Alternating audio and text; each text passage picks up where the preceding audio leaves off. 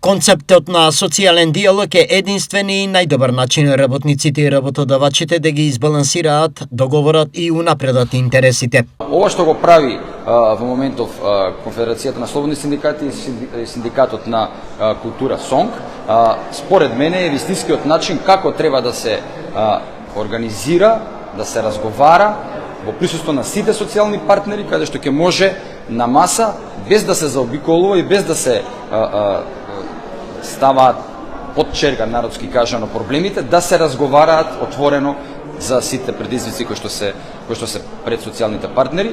Владата и понатаму цврсто стои позади работничките интереси од сите аспекти, потенцира заменик министерот за економија и труд Маријан Ристиски. Понатаму ќе работиме на подобрување на работничките права, односно ние како влада ќе негуваме на голема транспарентност, како што правиме тоа преку економско-социјалниот совет и социјалниот диалог, меѓутоа исто така ќе гледаме да има рамноправност на сите учесници и слобода во своето изразување и демократско право, посебно на синдикалните движења. СОНК има забелишки на примената на Законот за колективни договори. Тоа е пристапот кон толкување на колективниот договор, односно не се почитуваат одредбите ниту од Законот за работни односи, кој што кажува гранските колективни договори за кого се применливи, односно за кого важат, а најмалку пак од директорите кои што треба да, како први работодавачи, да ги имплементираат тие колективни договори,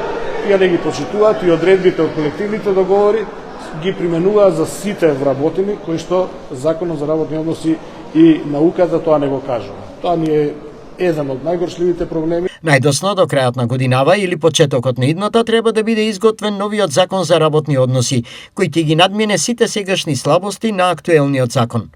Овие ставови, меѓу другото, денеска беа слушнати по повод организираната конференција на тема Трудови политики и колективни договори од страна на СОНК.